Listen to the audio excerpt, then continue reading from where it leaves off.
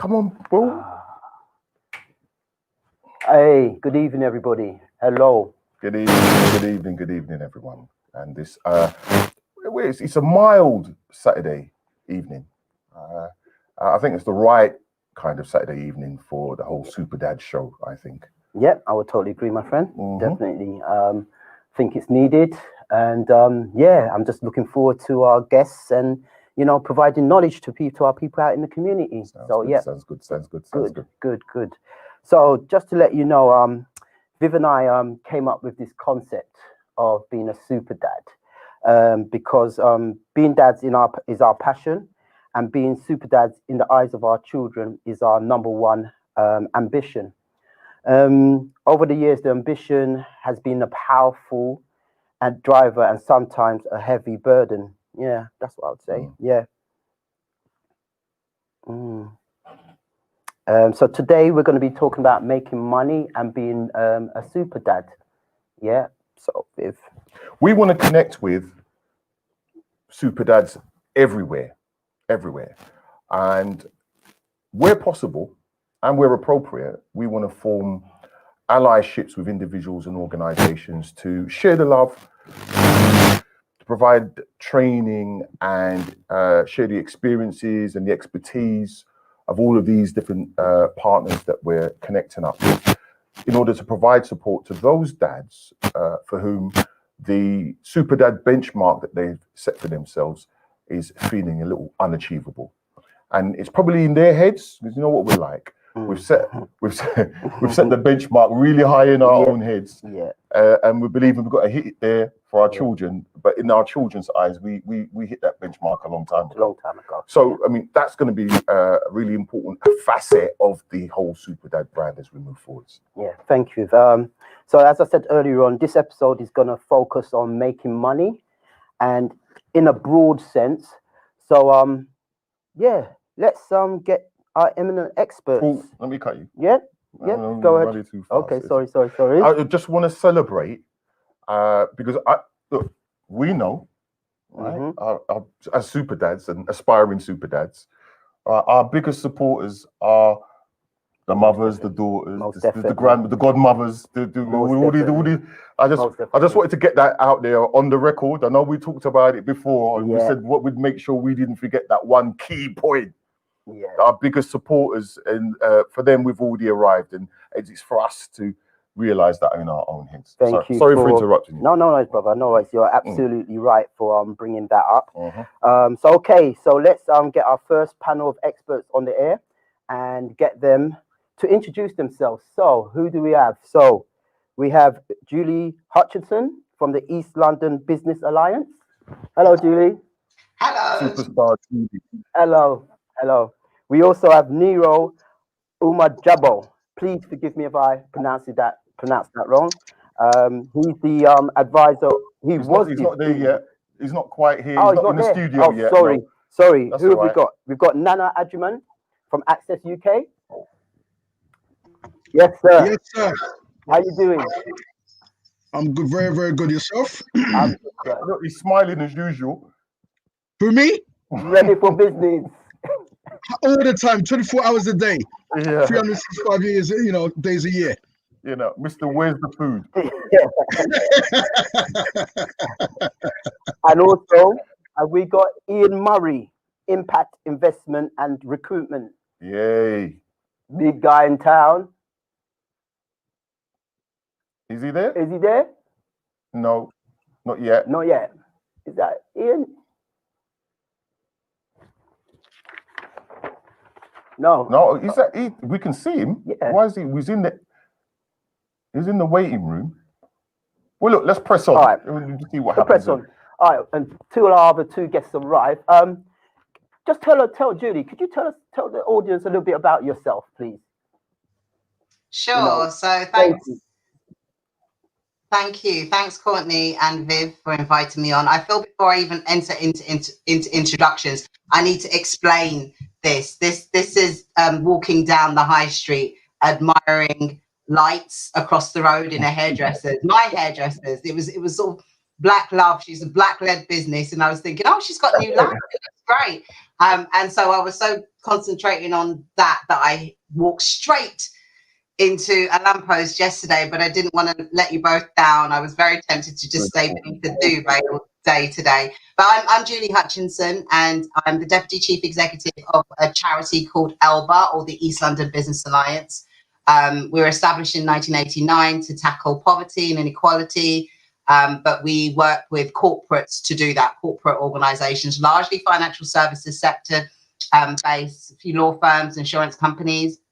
And so essentially we design, manage and evaluate corporate community partnerships in 3 areas. Corporate community partnerships in the area of supporting the voluntary sector to thrive, corporate community partnerships in the area of education, so helping young people and institutions to close the gap around employment and education, and in employment and skills, in helping people from underrepresented or disadvantaged groups to access careers wherever they can. And that's me. Thank you, Julie. Beautiful. Beautiful. I must say, because I do a lot of work in Hackney and I've heard a lot about ELBA. So, yeah, great organization. Nana, do you want to tell the people a little bit about yourself? Yes, sir. So my name is Nana Ajimang, co-founder of an organization and director of an organization called Access UK, also known as African Caribbean Careers and Employment Support Services. And Access was born out of the 2011 riots, where I was commissioned to do some work in terms of the. Can you hear me? Hear me? Yeah, can hear you. Yeah, mate. we can hear you loud and clear. I thought you lost me there. Anyway, so that's what I was saying. Yeah, it was born out of came off the back of the 2011 riots, where I was commissioned to do some work on the causes of the riots. Obviously, we know the obvious, but the underlying causes. So at the time, I was working for one of the biggest welfare to work companies in the UK, helping long-term people into work. So when I looked at the data, and I obviously saw the disparities, particularly around employment for young Black people. Yeah. It was clear that I was part of a system that was not fit for purpose. So around 2012, I left Ingeus with my business partner, Chris Ankobia, and we decided to set up Access to plug the mainstream gaps in services for young Black people, essentially. So what we do is we do careers and guidance, employability support, focusing around the 3 E's, which is education, employment, and enterprise. And we operate primarily in Haringey, but also in Hackney and Brent. And we've done bits and pieces all across. Really? It feels like you're everywhere at the moment. Every time I switch on my social media, you're there. Hey, listen, if I don't do it, who's going to do it for me? I'm waking up in my sleep and I'm like, no, Yes. Great, very modest. Yes, definitely. Yes, I can see that we've got Nero here. Hello, Nero. How you doing? So, Nero, can you hear us? Hi. I can hear you. Yes, very good to see all of you. Thank you for joining us tonight. So we've just we're just introducing everybody. So could you tell the people who you are, please? So I'm Nero Ujabo. Was a former special advisor to the Prime Minister, and I led on social justice, young people, and opportunity. And I was responsible for working on the race disparity audit and engaging with Black and minority communities across the country, including our colleague who's here this evening as well. We work together quite closely. But prior to that, I was chief executive of Croydon BME Forum, and ran that organization for about 16 years before joining government. And as has just been described, we build capacity of Black-led organizations across the London Borough of Bromley. But at one stage, we were the largest organization of its kind in the country. So we also went around the country supporting other forums to spring up to support our communities. Fantastic Yeah. work. Beautiful. And it's important to note, Nero, 2 key points, I think, in relation to you. And people are probably getting the tone of where I'm going to be coming from for the rest of the program. So that BME Forum is an institution in Croydon. I mean, everybody's aware of it, and its influence, as you've rightly said, goes way beyond its geographical location. And the other thing I want to say about the time that you were in number 10, that everybody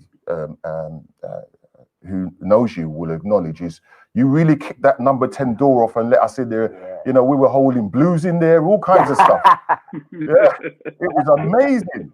You know, we were going, I was in there and I'm seeing, you know, plastic cups with rum and black from the night before. You know, and it's important for that to be acknowledged, Nero, because so often when we see our brothers and sisters elevated, that's the last we see of them. Yeah. But you didn't. You came in and you left the door off the latch. So we appreciate that. Thank you. Appreciate you for that, brother. Okay, so thank you, Nero. So while we're still waiting for Ian, I'm just gonna pose a couple of questions to you all. So the first question is, have you had any personal challenges as a consequence of COVID-19? And if yes, how have you managed them? Yeah, how? Anyone could go first.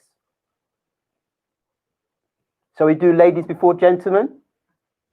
Sounds like a good idea. It sounds good to me. Surely that's always a good idea. Surely the sensible approach is to do ladies. So personal challenges, if I'm honest, you know, real personal challenges instinctively make me think about income and my health. Probably not in that order, my health and then income. And so personally, we've been blessed as a household. We're both working, we're both healthy, as are our families, the children, everything. So that's been fantastic. As a charity working with the corporate sector, it's been busy beyond belief. So I think the transition to working from home, managing the sort of initial exhaustion, and it's really raining outside. So I'm hoping that the mic isn't detecting too much of that because the screen is right by the window. You're coming through crystal clear. Fantastic. So yeah, the transition to working from home, and you'll remember everybody talking about the sort of Zoom fog, the exhaustion and cognitive strain of switching from human interaction to screen interaction. And we were cramming more into our diaries, and we were, you know, attempting to be all things to all men. And so I think I hit a wall towards the end of April, and then May happened. And then all of a sudden the explosion around, and when I say May, I mean the 25th of May, the murder of George Floyd, and then the sort of explosion of an ignition of conversations that were long overdue, but suddenly on time. And so this is no personal challenges, but the exhaustion is real. I haven't spoken to a single Black leader, whether they're working in sort of, you know, campaigning or activism or voluntary sector or the private sector, who isn't exhausted from the last few months. If COVID wasn't enough, and the challenges of the health, and then, you know, making sure all of the ducks are in order and we're ready to have these conversations about real change. But it's good. It's our responsibility to woman up, to man up to the window that is open. But the big things, the big ticket things, health, income, we've been blessed. So you're earning just good money then, Jules. You're earning good money then, yeah? I never said that. I work in the voluntary sector. I don't think anybody in the voluntary sector is allowed to say that we earn good money. I do all right. You know, I'm okay. Well, we got some people on this evening talking about side hustles anyway. So I think we'll all be listening to make sure that we take the tips on board personally, as well as sharing it for everybody else listening to the show this evening. Yeah, So, the multiple sources are important. Yet to generate just one extra source. I've just got the main one. So you're absolutely right. I need to sort it out. Yeah. Great. Thank you for that, Julie. Nana, same to you, my sir. How was COVID? Any personal challenges? Well, you know what? I can echo a lot of the stuff that Julie just said. But for me, this is a year that I will never, ever forget for the rest of my life, because obviously it's a year that my father passed away in January. You know? And He passed away the same day that I was scheduled to go and see him. So literally, as I was jumping on a plane, I got a text from my people in Ghana to say that he had passed away. So that whole journey, that whole plane journey was a blur. Absolute blur. So I've landed, knowing that he was passed away, went through the usual, family stuff, come back because I had a scheduled, an event at the London School of Economics, LSE. So I had to come complete that, and then went back again for the funeral for another 2-3 weeks. Came back, was in hospital for about a week for some ailment, and then as soon as I came out, lockdown kicked in. So it's been a very eventful year. But in terms of my initial reaction, was like, wow, how are we gonna do our work? Because our work is essentially based on doing it in the real world, like engaging so-called hard-to-reach beneficiaries in person, not through a computer, in person. So that's a big central part of our work. So I was like, wow, this is just bonk. Can anything get any worse? Right. So we've done what we had to do anyway. We had to make that transition from the physical world to virtual engagement. Initially, the youth were not really engaging, understandably, because we were getting mixed messages about the health risk, this, that, and that. After a little while, it started picking up, and we had a definite hike in inquiries from our beneficiaries for help, and new beneficiaries as well. And it was not just about employment; it was like about mental well-being, their health, and various other stuff. So we started working more closely with other organizations that we obviously connected with, like Haringey Mind, for example, and local, Let me pull you up there a little bit, Nana. We're going to get into the work. Can we just draw you up there, because we're going to get into the work as we move forwards? Yeah. We just want to give people an opportunity to share their own personal stuff. You know what we're like in the UK. We're all very Victorian. We present as though everything is 100% perfect. Behind the scenes, everybody's murdering each other. So I really do think, and Courtney and I spoke about it before, I think it's really important for us to be authentic and acknowledge that we're human as well. So condolences to the loss of your dad, and we're celebrating his transition at the same time to a better place. And you've been doing great work despite the personal challenges that you've been having to deal with. And I was speaking with Jules earlier on. I mean, she's a super mum. We're doing super dads today, but we can't forget the super mums. Definitely. I think I can see Ian Murray in the. Ian's there. Ian, are you there? Bring him in. Hi. Yeah. Can you hear me now? Can hear you, Ian. How you doing? Yeah, I'm not too bad. Sorry about that. I was having a few problems with my laptop. That's fine. That's fine. We could see you in the anteroom for a while. I think our brother Theodore was punishing you for your tardiness, but we forgive you. So, Ian, just before we go into the next, could you just tell the audience who you are, please, and what you do? Yeah, my name's Ian Murray. I'm an entrepreneur. I run one of the fastest growing, now we're the largest independently owned transport and logistics agencies in the UK. My background is, I know Courtney from childhood, and I've been very much part of the process of him birthing father to father, and have been privileged to really, to really be a soundboard along the way. As I say, my expertise is in recruitment. I'm also an investor in startup or mid-term businesses as well. And we're just really glad to be part of this event tonight. You know what, Ian, thank you for that. And everybody, he's such a humble guy. He has been a real driving force behind Father to Father. He's a gentleman that when I'm going through my stresses, he's really coached me in terms of looking at Father to Father as a business and putting products together and so forth. So thank you very much, Ian, for that. And thank you for accepting the invitation tonight. We'll come back to you, Ian, if that's all right. I was just want to go to Nero and just find out, Nero, how has COVID-19 Have you had any challenges, and what have you done to manage it?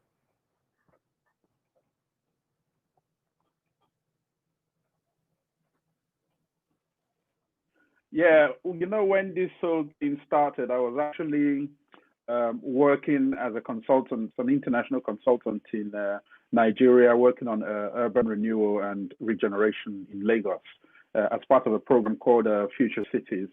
And we had that announcement. We were keeping an eye on the news. We heard the announcement that the lockdown was coming. So I had to catch one of the last planes out of Nigeria to get back to the UK. And then, of course, it was locked down. That created, you know, significant difficulties in terms of trying to deliver that project from a kind of a virtual remote basis, which was not easy, but we've adapted over time. But also, as everybody has said, there's always the concern around your financials and making sure that you're able to make ends meet.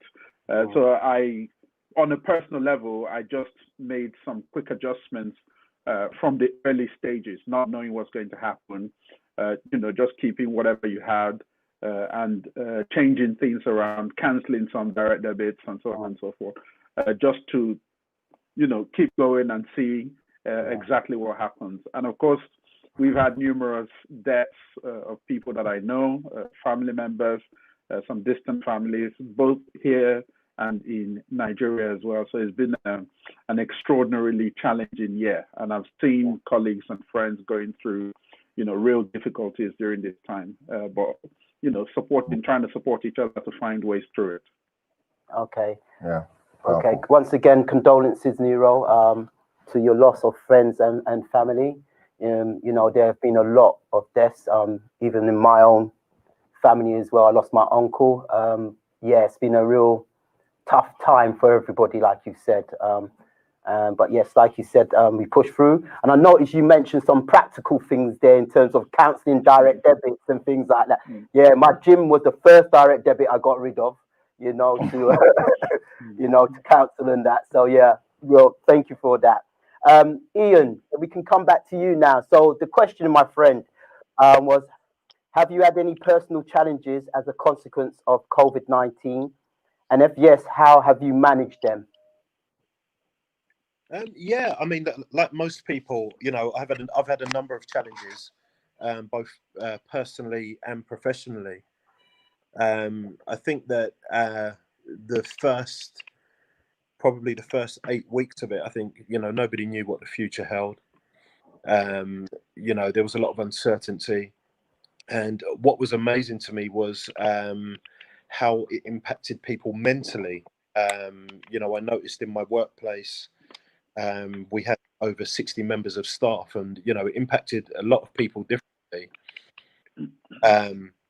At home, witnessing the way that it impacted the children, being in lockdown, not being able to, you know, see friends and that type of thing.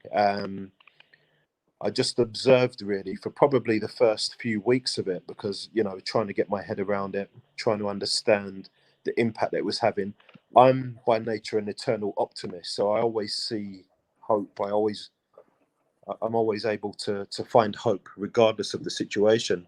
However, when you're talking about your children and stuff like that, it's, you know, sometimes there were challenges that were unspoken. They went unsaid. You know, I've got 4 children, varying different ages, and they all responded very differently to it. Yeah.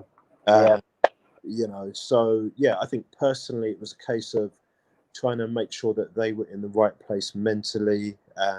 You know, when they're witnessing on the news death rates, reported numbers of deaths on a daily basis, you know, it just felt really crazy. So I think the personal challenges I had were mainly around the kids, making sure that they had a balanced view of things, and that, you know, seasons come and go. Professionally, you know, there were a number of challenges. You know, when we first went into lockdown, you know, my clients also went into lockdown, and, you know, we were set to lose. So if I backtrack a little bit, in March when everybody was panic buying toilet rolls and all that kind of thing. And we saw that, Yeah. you know, my business focuses on transport and logistics. So it created a false peak for us. We were extremely busy in March. However, come April, when all of that was over and I think lockdown measures increased, we went from one extreme to the next, and we were set to lose about £90,000 just in the month of April. And then, you know, furlough was provided by the government. You know, I'd never even heard of the word furlough before. You know, and it was a case of, you know, trying to balance our overhead. So, you know, having to furlough staff, having to explain to staff the rationale behind the decision making, you know, was extremely challenging. But we managed to respond and change direction very quickly. And, you know, thank God we've managed to navigate our way through it. So yeah, a very challenging time. You know, so in terms of the family, in terms of the business, those were the challenges. You know, me being an eternal optimist, I think I was surprised in the way that I reacted to it, probably about 12 weeks into it, where, you know, I'd been, you know, having to work around the clock to make sure that we had strategies that would successfully navigate the business through the difficult times. And, you know, even I started to feel, you know, having moments of despair, you know, in the office till the early hours of the morning, working, and, you know, and you know, had moments that, you know, I was surprised in my reaction where, you know, at times, you know, you felt like, you know, hope was kind of seeping away, and, you know, at times, you know, you fear for the worst for your business. Wow, powerful. Yeah. You know, you fear, you know, we're all human beings.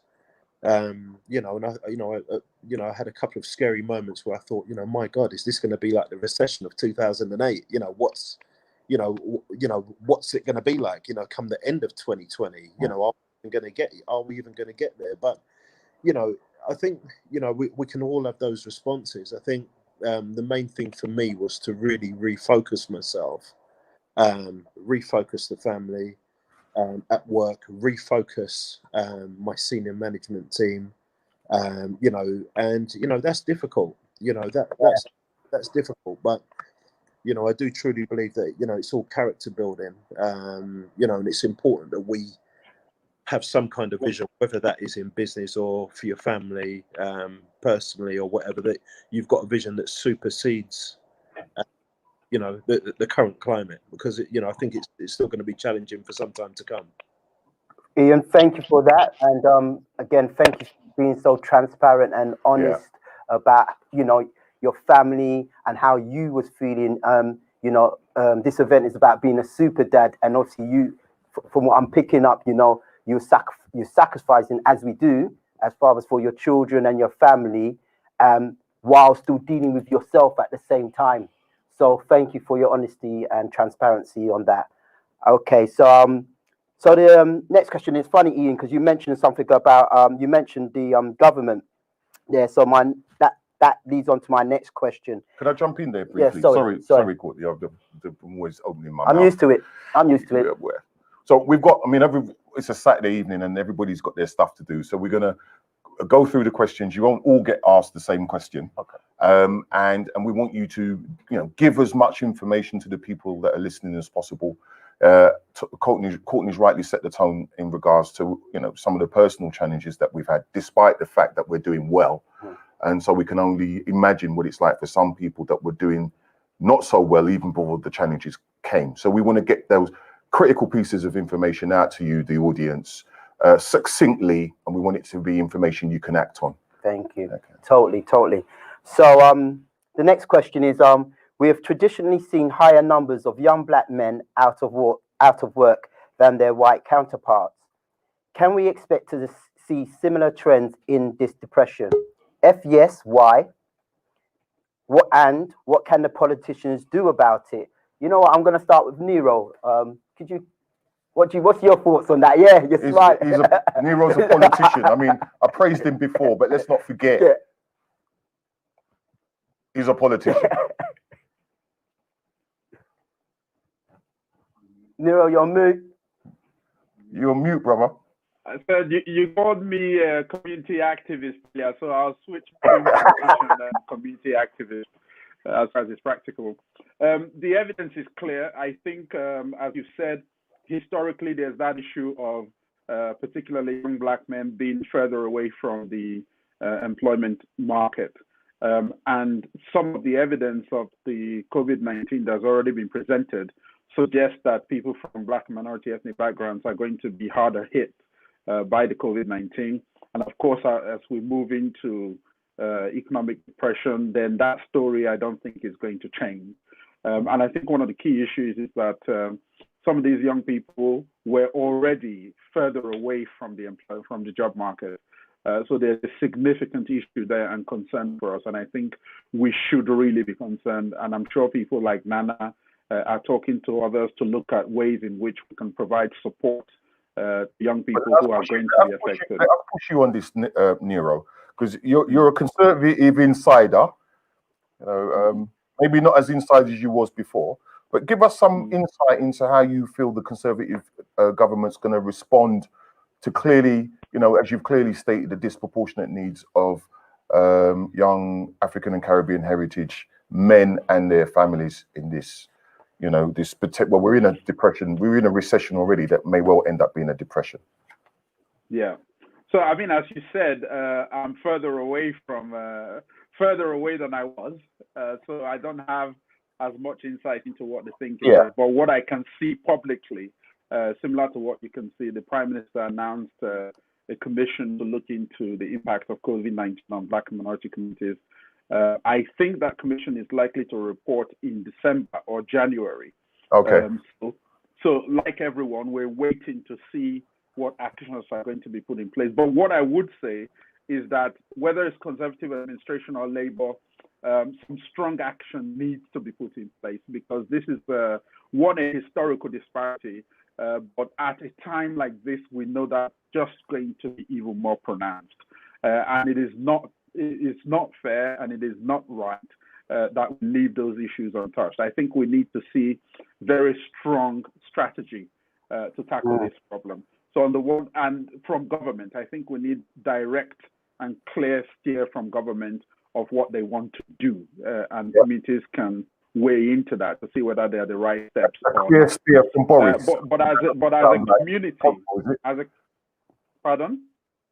No, I'm saying you said a clear steer from government, but then that we haven't had a clear steer from Boris so far, so it seems impossible. I think you're right though, in terms of what we need. Whether or not, based on the current track record, we're going to get it from this government, I guess is probably another matter, isn't it? Yeah, I think we have to wait to see. But there is another side to this, which is that we're not powerless. So as a community, and as organizations, there are things we can do, and we have to come together to begin to strategize around those things. Otherwise, we'll be seeing tragedy in our communities. So the work that Nana does, which I think is very important, there are many organizations doing stuff, but they're probably doing them, you know, not in a coordinated way and not in a collaborative way. I think we've got to move quickly to having conversations about what we need to do as a community to respond and to support our young people to get over this issue. Thank you, Nero. Thank you. Totally agree. And on that note, I'm gonna go straight over to Judy before I speak to my brother Nana. Judy, what's your thoughts on that? I think we should have had Lee Jasper, who's been making some comments in the group on the panel. Yeah, I'm not convinced that we'll get the focus or investment we need. I just think with Brexit and everything else, yes, we'll have, you know, deep-rooted conversations about impact of COVID and, you know, equality in the UK. Whether or not that will turn into the sort of scalable expansion of models we know work in a sort of good amount of time is a different thing. And I totally agree on one level that there's an element of getting ready to sort of ensure the community is ready to respond. But I think there's a good base level of readiness there already, if that makes sense. A lot of readies in that statement. But I think a lot of organizations are doing amazing work and are ready to jump through this window whilst the window's open. I And with everything that's happened in the last few months, there will definitely be more conversations about diversity and underrepresentation. And I mean, more conversations than there's ever been before. And so we have an opportunity. There is a window here. We haven't got everything ready, but we are relatively match fit. And we're just going to have to demonstrate what we've got. We've got the talent. We're going to have to make sure it's ready. So many readies in my response here. To get in front of the employers to change our economic position as a community. Great. Beautiful. Just want to get quickly, Nana, your thoughts as an organisation on the ground. What's your thoughts? Well, how long is quickly? 2 minutes. Yeah, I need more than 2 minutes for this, but essentially, look, can you repeat the initial question, because I lost you during the chat? What's the initial question? All right, Nana, what we're going to do is move on, and we'll pick it up later on, yeah? Go for it. All right, then. So the next question then, have you been involved in getting black men into employment? If so, in what ways and what works? So Nana, here you are. Back to me again. Well, Access was set up fundamentally to do just that.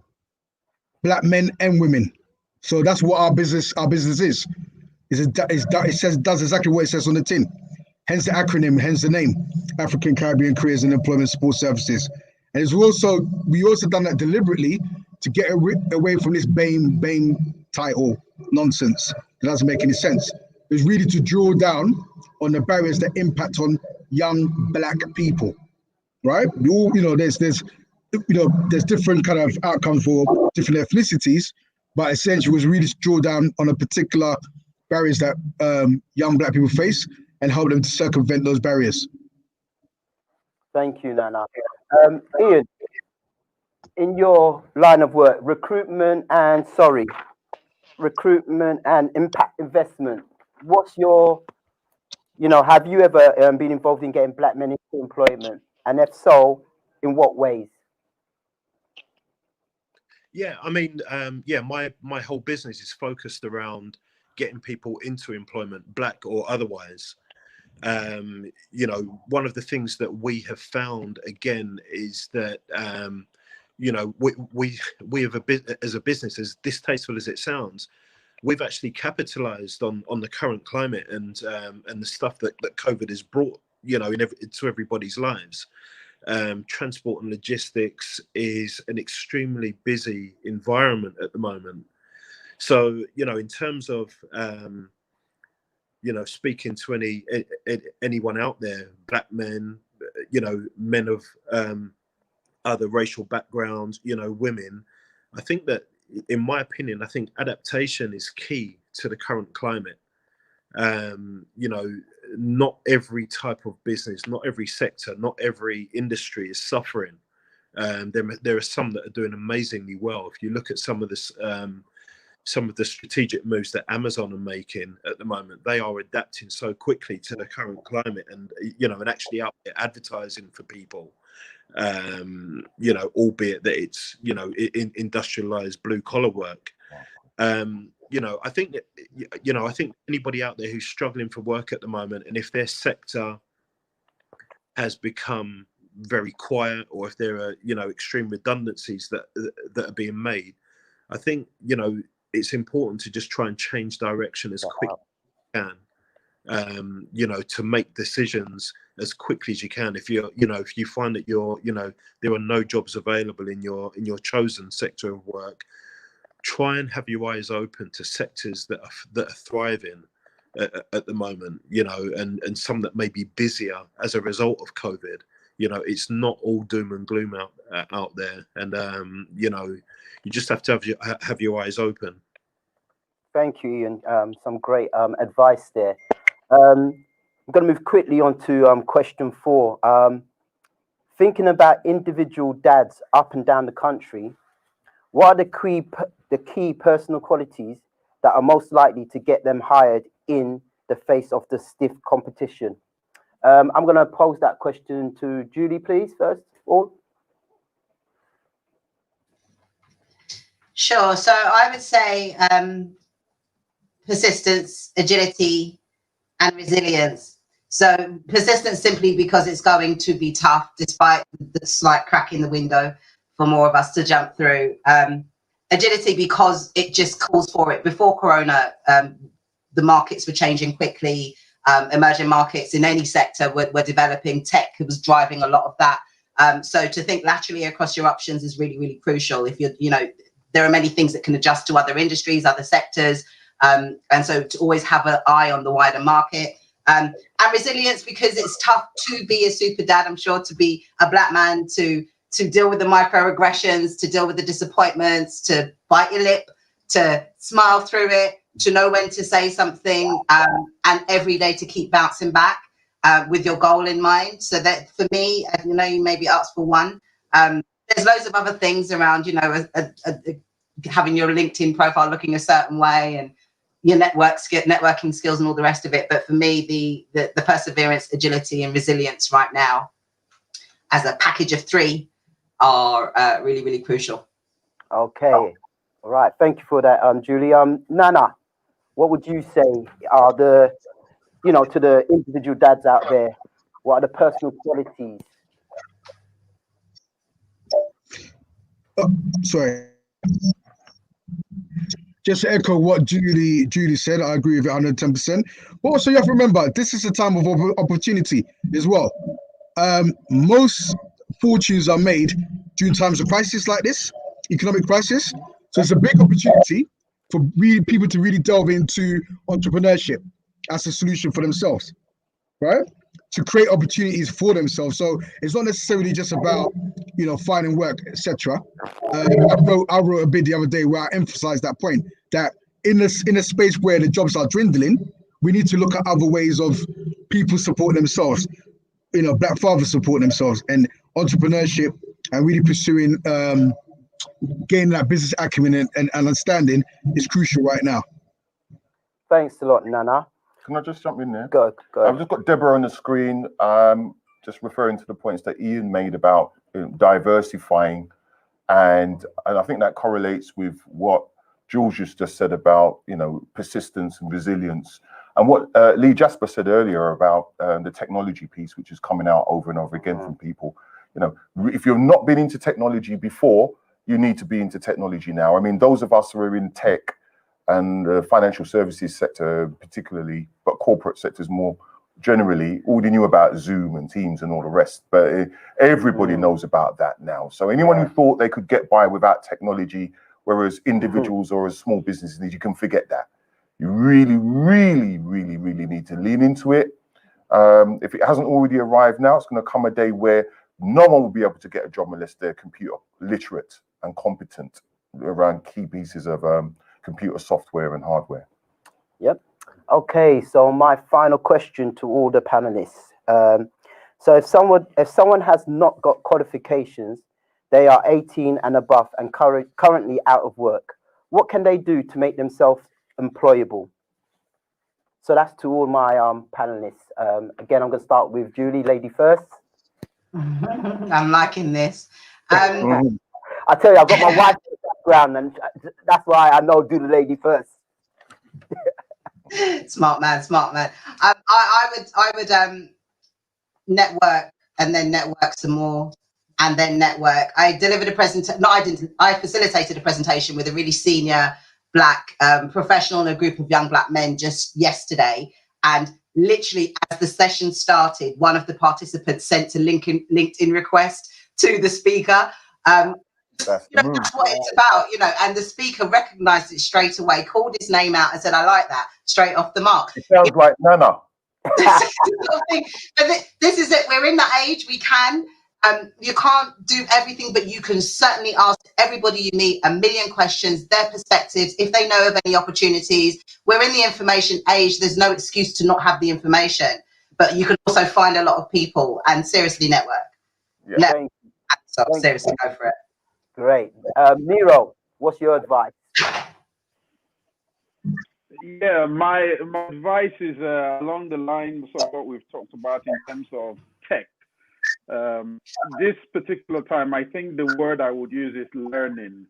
I agree completely with networking. Very important is one of the ways in which you learn as well, particularly if you're attending online webinars, sessions like this, and so on, that may give you an insight into opportunities that are coming up.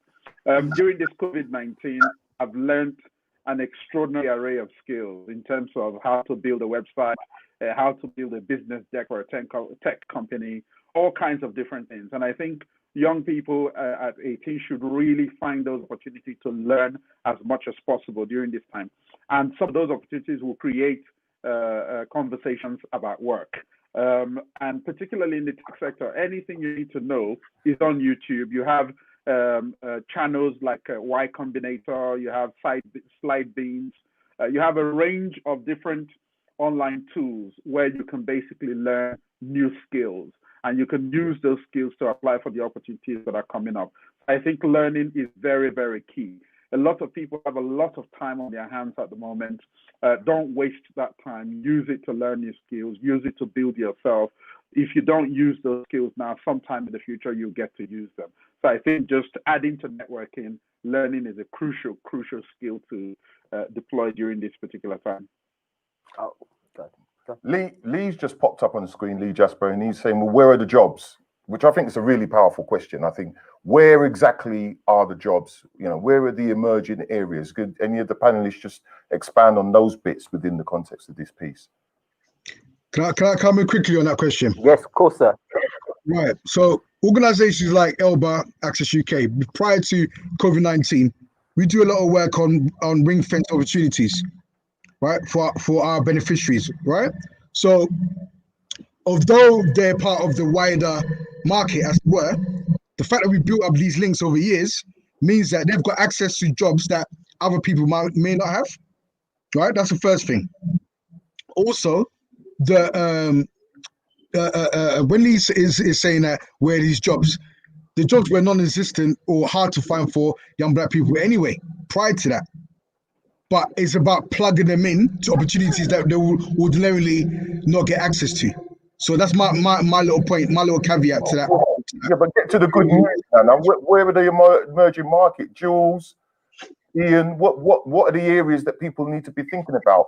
Nana's already talked about training. In what sectors? Where are the emerging markets? I don't have any sort of magic answers. I should have read The Economist, at least summary, before I joined the call. From my perspective, I kind of echo Nana in the sense that we weren't accessing markets in any representative form before COVID. The same markets, therefore, exist for us: insurance, property, financial services, retail management, whatever you want to describe it. We weren't there in any considerable numbers before this happened. So I get the emerging market conversation, but I don't think there's a shortcut or a secret route that will take us to a sort of pile of opportunities nobody else is going to be applying for. We have a good chance now of getting into certain sectors that were really hard to access before. I've seen a number of initiatives trying to get people into asset management, for example. Those opportunities are still there in their numbers. Yes. So let's just try and fill the room now. And I know that's controversial, and I agree with Lee Jasper entirely about international opportunities, of course, especially in countries or continents that, you know, will ultimately help us as a people. But here in London, in the UK, there's some opportunities for us still, and let's jump through while we can. Fantastic. I think I'd add to it. I think Jules's points are on point, and I just want to strip it back and make it clear for the audience. What Jules is saying is the financial services sector is a sector, generally speaking, we have not considered to be a sector that we can get into. It is a sector we can get into. We need to get into it. This country, and particularly London, remains the financial capital for the planet. This is, as Nana's already said, it's a prime time to step into that. There are 50,000 businesses within the financial services sector. Very few of them are run by black people. We need to address that. There are very few black professionals in that sector. We need to redress that. We're talking about, and we're going back to George Floyd, historical injustices, the slave trade, and so on and so forth, Lloyd's Bank, and all of these other financial institutions that became strong on our back. And now is a time when they're, as Jules has said, they're letting us in through the cracks for us to widen that crack and move through that. One of the viewers, Travis made the point about creating our own opportunities. So I think all of those things are connected. The last point, and I think the connected point I want to make, is renewable energy and technology. So fintech, technology across the piece, and renewable energy are areas that we need to step into. We very rarely talk about, you know, global warming and renewable energy as a Black community on it. I mean, I'm in chat rooms and on these kinds of Zooms, you know, day in, day out, and very rarely do these topics come up. So I wanted to really drive home the points that Nana and Jules in particular have made, because I know Nana's creating opportunities for people to get into the financial services sector all the time. I saw one just 4 weeks ago. So I just want to really pinpoint those bits for people when they're thinking about training online and all the rest of it, which are key points that Nero had mentioned. No, fantastic points. Just before we go, can Julie, Nana, Ian, how can people get in contact with you? What's your email addresses? Could you, you know, because this is a wealth of information and such a short time, and I know we could talk about lots more. So how can people get in contact with you? Again, Julie first, please. London, ELBA East London, and I'm on that website, and there's a contact box in there. Thank you. Now we should have Father to Father's email address up on the screen. I'm not sure why it's not there, but we'll flag that up so that people can then get in contact with our eminent expert via that link, and also get onto the database for Father to Father's forthcoming newsletter, where a lot of that information will be available. Okay. All right then. Well, I just want to say thank you to our panelists. A lot of great information, a lot of rich knowledge there. Yeah, you've got my mind really thinking of way forwards. Yeah, thank you very much. Thank you very much, Julie. You missed a bit. Have I? Yeah, their favourite book. Oh, that's the bit I was looking forward to. Oh, February. So tell the people then. Sorry. So to everyone, just give us for the audience, because I'm nosy like that. So what book would you recommend? It doesn't have to be a technical one or a business orientated one, but that you feel is relevant to the moment that we're in. Book, a YouTube, film, whatever. So I'll go first. For people to draw down. I'm getting used to going first, so I'll go first here again quickly. I recently read the book that David Olusoga, I think that's how you pronounce it, famous historians on television all the time, wrote for young people and teenagers. It's called Black and British. It will take you 2 days to read. It's the children's version. Beautiful. It's probably this thick, and really charts back Black British history. And I think there's something about it that, because it's short and it's brief and it's speaking to younger people, that as a grown-up, and I'm relatively well read, there was so much I did not know. Mind-blowing facts contained in that fantastic little book. It'll take you 2 days to read, and you should read it before you hand it to your kids, in case there's a conversation you didn't know about, and all the rest. Because that's why I read it as well. So glad I did. Beautiful, beautiful, beautiful. So what's the name of the book one more time, Jules? Black and British. Of course, British, very straightforward. Straight. Nero. So just to Nero's going to say War and not Peace. to be cheesy. War and Peace. Great book, by the way. But the book I read most recently is Becoming, Michelle Obama's book. And I think the lesson that I take from that more than anything is just the possibility of change. Wow. And if you look across the world, this is the issue now. This is the emerging issue, that change is possible, whether it's change that is stimulated by natural events or by diseases or by activism from human beings. I think change is possible. A lot of people, especially young people, see themselves in a situation right now that is very tough, that they probably can't see tomorrow and what's coming. But what they need to do is to believe that change is possible and that they can take personal action to make that change a reality. So that's where my mind is at the moment, the possibility of change. Very, very powerful, Nero. Very powerful. Very powerful. Yeah. Ian? I didn't hear the question completely, but I think you guys have asked to recommend books. Would that be right? Book, a film, YouTube, presentation, whatever. Okay, well, I read a book about 15 years ago, The 7 Habits of Highly Effective People by Stephen Covey. And it's a book that I read again at least once every year. Yeah. You know, I'm a great believer in, you know, emancipation and the varying ways in which we need to emancipate ourselves. And that book has been life-changing for me in terms of not only having a vision, but also employing the personal and internal changes that you will need to employ in order to fulfill your vision. So 7 Habits of Highly Effective People by Stephen Covey. Highly recommend. Powerful, bro. Powerful. And the thing about Covey, and I've met him, I was thinking about moving to the States. I met a number of those individuals, and they're very humble. Him, his son, and whole family, and the fact that for the youngers, you know, there are lots of YouTube pieces, film pieces, presentations, and so on you can get on Covey, and yeah, tons of literature. Very, very, very, very, very, very poignant choice, Ian, I think. And finally, but not least, Nana. Yeah, what I want to quickly say is that the secret of success is not a secret. There are laws out there, fundamental laws that anyone can apply and try it. But what the book that I'll recommend is Powernomics by Dr. Claude Anderson. And he's not saying anything that we don't know already in there, but it just brings it in the forth to the 21st century. So there's a lot of, you know, Garveyite kind of principles in there.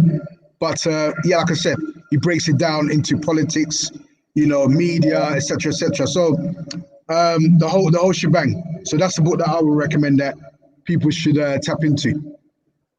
Thank you, Nana. Great. Thank you. Yep. Thank you. Yeah, that was Well, just look- really rich. God. I'm echoing what you're saying. I think I'm taken aback. Yeah. Now, thank you, everybody. I'm just reflecting. I just love it. But Julie, Nero, Ian, Nana, God bless you all. Thank you for participating tonight, sharing your expertise and knowledge. Hopefully, we'll catch up with you all again very, very soon. Yeah. Take care. Bye bye. Jules, rest that eye.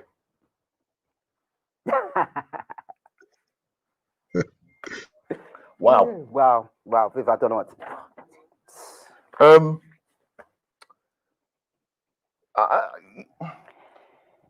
Well, you know, I mean, I actually, the books bit, I have to say, I didn't expect it to.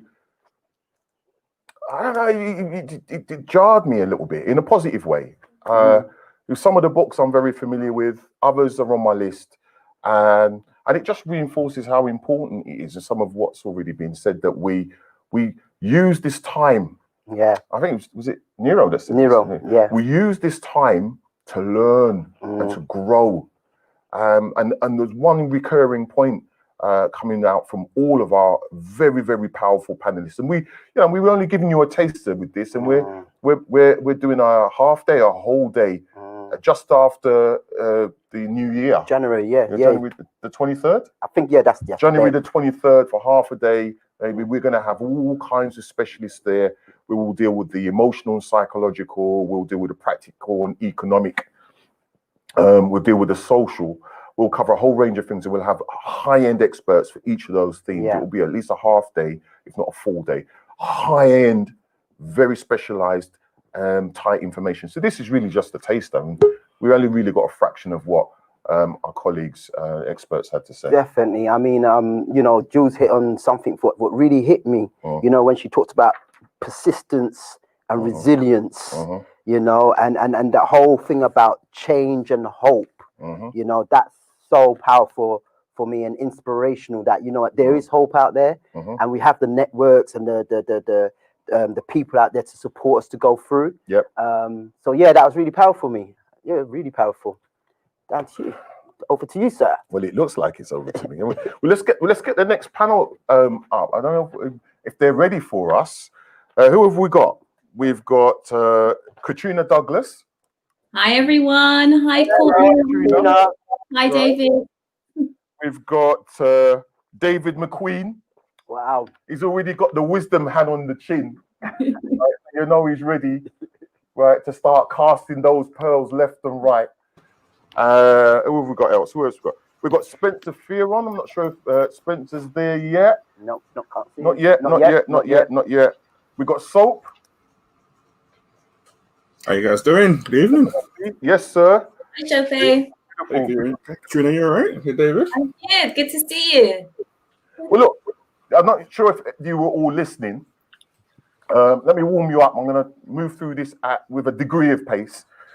And in David's private members group that I'm not going to talk about, he doesn't give me much room to talk. So I'm really just running away at the mouth in this space. So in the first panel, there was conversation about employment, employees, securing employment, and so on and so forth. And we could see a few of the people that were watching were saying, well, what about entrepreneurial? Hi guys, it's Shannon from Yanamides, and this is... They're saying, well, what about entrepreneurial opportunities? They didn't know this panel was coming up, and this panel was going to address that very point. So I'm going to really want us to deep dive the entrepreneurial side of it. I think maybe possibly Ian did touch on this being a time of opportunity. But before we do that, let's just let each one of you introduce yourselves in your own inimitable style. And in the spirit that Courtney's already begun, let's start with Katrina. Hi, everyone. Hi, Viv. Hi, Courtney. Thank you for having me. Tell us a little bit about yourself, sister, please.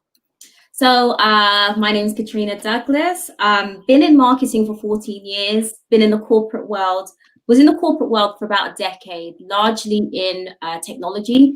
So headed marketing for One-on-One Internet for 4 years, which some of you may be aware of, and then jumped out in 2015, late 2015, to start my own business. Initially started out as a marketing consultant, really specializing in strategy. And then about 18 months ago, decided that I really wanted to niche down into launching, because when I had looked at my career and where I had excelled, it had been in launching significant projects, and really decided to niche down into that. So launched the Launch Strategist, developed a whole framework around that about how you launch sustainable businesses that stand the test of time. So using the 6P launch framework. There, Katrina, just hold that juice. Yeah. Hold that juice. And again, just coming back on the January 23rd event, we're going to have hacks. So people will be able to get into those spaces and really deep dive the technology. Sorry, hacks? Oh, workshops for those of us. Oh, thank you. But real opportunities to get up close and personal with these exceptional professionals and performers to get that real food and apply it. We're only going to want people who are serious on that event. Yeah. Because the individuals that are taking part are going to be tithing their time at great cost. Yeah. Okay. So as I've already said, this evening is a taster. It's a taster. So let's move on to David. Tell us a little bit about yourself, sir. Good evening, sir. I'm hello to everybody. For those of you who don't know me, I'm very shy. I'm not used to doing this stuff. You have to bear with me. I kind of try and build my momentum. Right. Okay, so how do I describe myself? I am the husband of one, the father of two, the friend of many, and I'm an entrepreneur. I'm the co-founder with my wife of a company called Q Squared Limited and another company called Black Founders Hub, which I'm launching next year. I love working with my community, my people. I love working for the culture. My specific emphasis is around leadership. How can we be great leaders within business, but also how can we be great leaders within our families, within our community as a whole?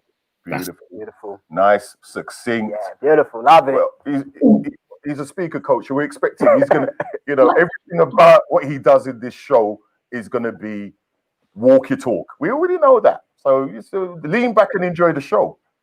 Soap, sir. Good evening. Thank you. Yesterday? Was he on TV? Hey? Yeah, I was on TV yesterday. Go ahead, sir. So my name is Shilpa Belusi. I'm a husband. I'm a father of two. And right now my work is focused on leadership development, working with different companies, helping leaders to lead their people better, as well as create cultures that are inclusive for their people and for our people. That's what I'm focused right now. Beautiful. Thank you, sir. Nice and clean. Inclusive. Let me slow myself down a bit, getting a little bit hyper energy because we're getting into entrepreneurial stuff, and that's just my passion. We've got 6, 7, and 8 figure earners on the panel this evening. How many have we got? 8 in total. 8. We're still waiting for Spencer Fearon to come on board. So these are not individuals who are talking hypothetically or theoretically. They're living it, they're breathing it. They're not individuals that were born with a spoon in their mouth. They've had to hack out their food. And you may have noticed that they're dusky colored. So let's start with the first question then, and let's go to the sister, Katrina. There are lots of individuals in the corporate sector who, like you, want to break out and do their own thing. And they didn't start that way. They maybe went through university or an apprenticeship or whatever, and they started climbing the greasy ladder and realized that it was stacked against them, and now they want to get out and do their own thing. Even if organizations, make these cosmetic changes, they still are adamant that they want to go, but they believe that this is the worst time to do it in a recession and so on and so forth. Well, what are your thoughts of that? We'll let you go first, and then let the brothers pick it up. I think this is the worst of times, but also the best of times, first and foremost. I think that what it has taken in the past to launch and build a business, like the blueprints are out the window, like we've never been here before. And I think that's good because it's given people an opportunity to literally, we're all working from a blank canvas. Also, I think if you're in corporate, it's not either or. I think it's not this thing where you just have to jump out and leave your job and start our own business. You can have the best of both. And I actually think sometimes that's the best way to launch out. So really take your time. And think about what is the idea that you want to launch and dip out bit by bit. So it's not all or nothing. So I think that's the advice that I would give. One, I think that it's a great time to start thinking about launching your own business, because I think we can see that self-employment is no less secure than a job. And also it's not either or. You can have the best of, we really are best of both worlds. We really are in a portfolio economy. So that's what I would say. Beautiful. Let's go to Soap. Show pay. Yes, brother. Show pay, not soap. Show pay. Thank you. Already knows me. I was trying to. Don't worry, Dave. I'll deal with you after this. Don't worry. I was trying to keep the conversation clean and cleansed. Soap, my profoundest apologies, brother. We will rely on David to correct me. Thank you, David, so much. I'm going to jump in back on what Katrina said and say that I think now is definitely a great time to do it. I think the way that the world has been, especially the last 6 or 7 months, has kind of shown that a lot of barriers have been broken down when it comes to being able to connect with people worldwide. Last week, I was just speaking to someone who was doing a lot of physical events last year and talked about the cost they've taken. Now they moved to a virtual event and they got that done within 3 weeks, literally reaching out to people that they were never connected with in the States. But they were able to do that because they were living in that online environment. So now is definitely a great time to do it. And it just depends on your approach and why you're actually doing it as well. Once you've got that on point, then you can definitely navigate that space properly. Wow. Okay. Straight. Clean. David. Straight. Okay. So firstly, before I give my answer, okay, can I acknowledge, right, that Katrina, right, they brought you in because you not only are you good, but the optics. You see how you got the bookshelf in the back. Everything is balanced. Two men just roll up, and they got Katrina in the background. I see the optics being all right, man. I watch it. Because I know how you are. I told you to behave. Right? Katrina knows it's all love, man. She knows it's all love. You know, it's all right. He knows us too well, because the optics on that is amazing. Symmetry, everything. Wow. 100%. Yeah. Let's do this question now, sir. Okay, right. Let me behave. I never behave, so there's no way you can assume that I'm going to behave on this anyway. So my quick thought is it's a good time, but one of the things I will say is don't get caught up in the hype. There's a lot of hype, around business. There's a lot of hype around entrepreneurialism. There's a lot of the wrong hype. Okay, I'm going to go deep here. There's a lot of people who see people out there on lists and getting awards and getting tick box things and all that. That's not what business is about. Let's just get that really straight from now. There's a lot of hype around entrepreneurship and starting your own business. For me, test your idea, because a lot of people have really good ideas, but no one wants to buy it. And it doesn't matter how good your idea is. If there's not a customer out there, test it. So the first thing I would say is forget the hype. Secondly, test it. But the third one I will say to you, and I think this is really important, people actually don't understand the impact it has on you mentally and emotionally running a business. Oh, wow. And I think it's really, really important to surround yourself. You have to stop. Yes, I'm answering the question. Up all the food, right? Share it around. Actually, seriously, very, very powerful point. So powerful. And I had to pause you because I think we ran the risk of missing that point. So I'm really grateful to you for highlighting it. Continue, sir. I was going to say very quickly that the third point is around, especially around mental well-being, is just to make sure you have a support squad around you. Yeah. So the thing for me is that's really, really important for me is having people, look, me and Viv, we go back a long time, so we can chat, we can have banter straight away. I know my wife is very supportive, and I have friends who will keep me on the straight and narrow. They're like, Dave, why are you doing that? That's not your focus. Focus on what it is that you're good at, and double down on that. And for me, a lot of people don't talk about that, but that what I call that advisory board, those individuals who are around you who will tell you to your face when you're doing things good and when you're also dropping the ball. And for me, for our own mental well-being, especially here within the Black community, I think it's important to be able to create that advisory board or structure of people who will keep us correct and on the right road. Beautiful, beautiful, beautiful, beautiful, beautiful, beautiful. Yeah.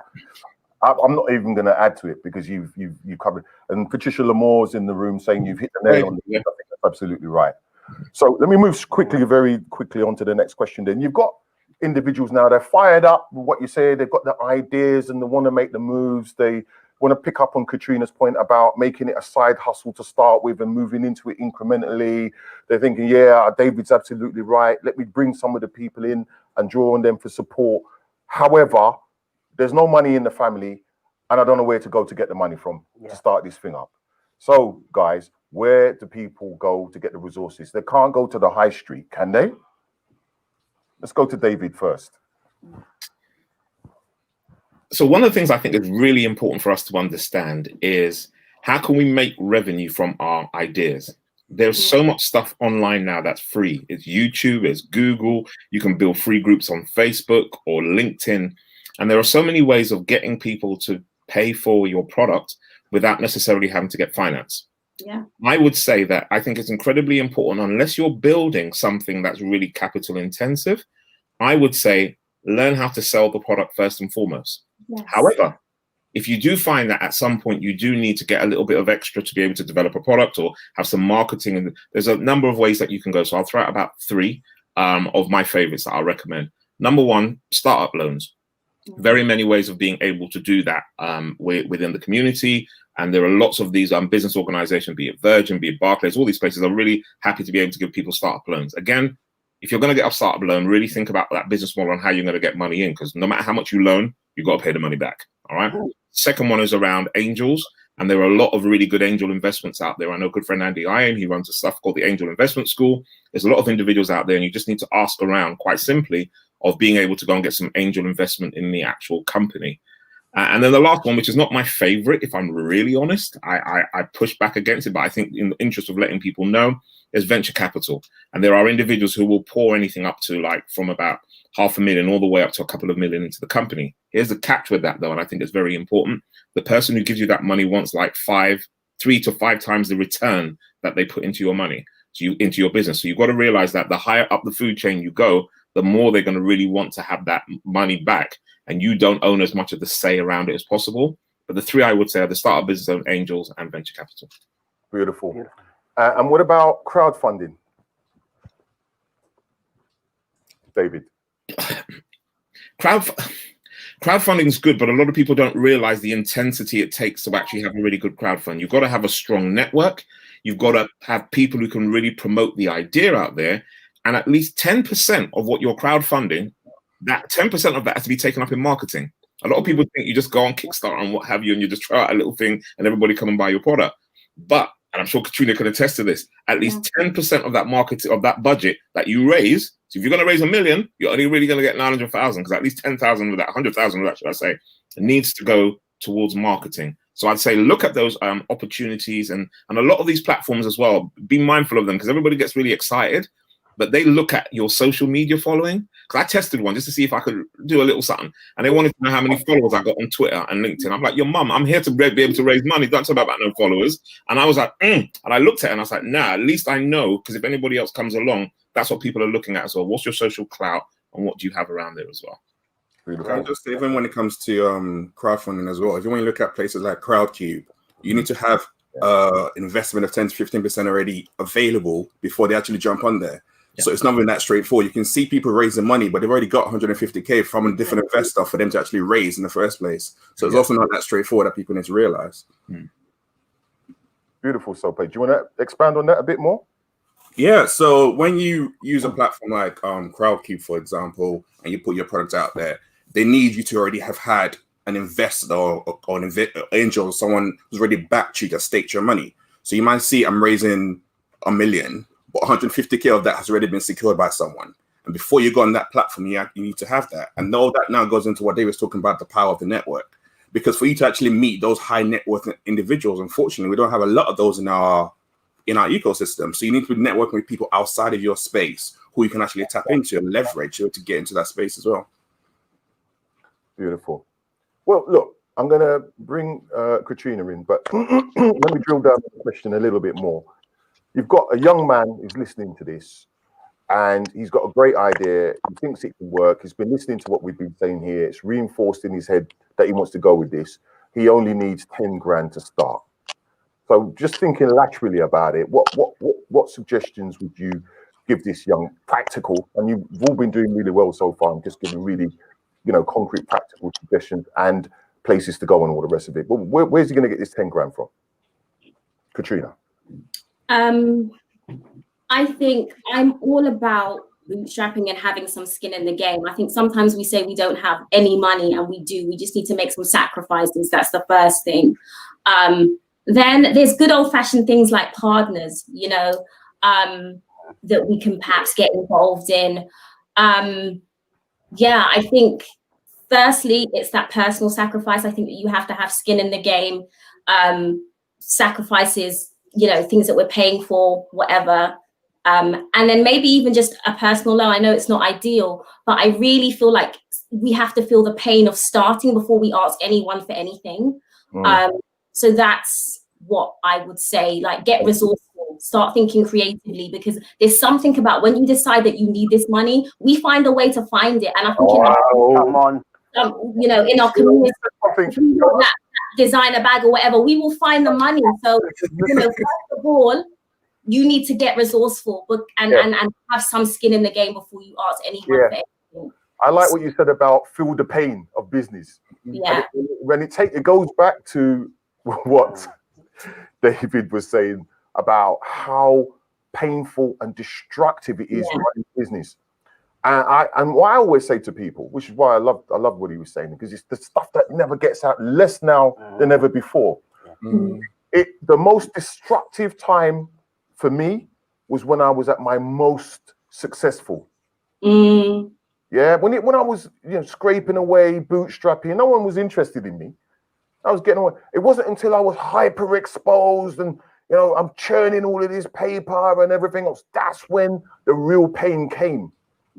So I let them taste some of the pain before they get into the business. Look, we've got Spencer here. We've got Spencer Fearon. Let's get Spencer Fearon into the space. We can let's get two troublemakers into the room at the same time. That beard though, that beard's nice. Oh God, I don't even know what I was thinking when I gave these brothers a call. Is it Spencer? How you doing? Yeah, you're lit. You know what? I just come back from running, You see what I mean? The millions of witnesses, we don't even get an apology. He just tells us he was out for his run. Love, we're grateful to have you here nonetheless. No, bless you. it's been a while since we've caught up. So, and we've just been talking about the entrepreneurialism. Many people know you for your sports related success and your I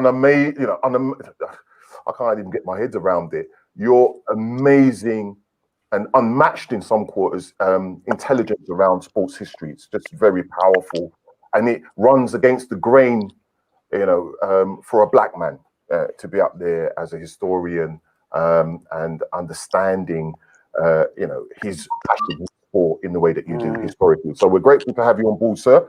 I've probably said a lot about you already, but let's just share a little bit about yourself for the audience, please. I was a professional boxer.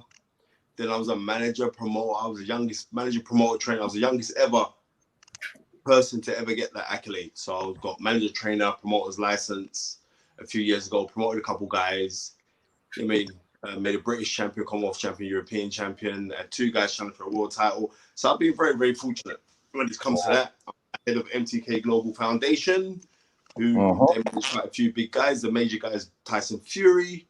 But I run their foundation, which I've been grateful enough I can do philanthropic work, but usually I'm doing it to help my black community. So I'm not. I can say this on this channel, but everyone knows the coup anyway. You know what I mean? So Viv knows where I stand on this thing. So there's no cooing for coining in this household. You know what I mean? So we do what we do.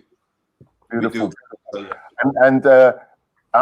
I'm not sure we'll get into the tithing piece for this show, but it is important to repeat to people that this is a dry run, which is really practicing exactly what David was talking about earlier. You get out there, you test it, you refine it, you take the feedback, and you build on it. So January the 23rd, half a day, maybe a full day. A lot of people are going to be suffering coming out of the holiday period, and we're going to have a full roster of experts and philanthropists like beloved Spencer and others on the show, sharing their wisdom and the guidance and the support and the reassurance. So we're really excited about that. It's January the 23rd. The email address is running across the bottom of the screen. If you want information about it, sign up to the website, the newsletter email, and find out more about that. So let's press on. Let's press on. Right. So the stats say that the majority of our businesses, African and Caribbean heritage businesses, are micro businesses. The micro businesses, and as a consequence of that, they have been disproportionately impacted during the COVID period. Also, when you talk to these business owners, they are not able to determine a way or see a way forward for themselves. Do you think, and we had Nero, former advisor to Theresa May and all the rest, talking about technology and many of the others on the previous panel. What role does technology play for micro businesses going forward? It's like a barber shop or a food shop. Technology got a role to play in enabling them to do business more effectively going forwards in this much more competitive environment. Let's go with Sope.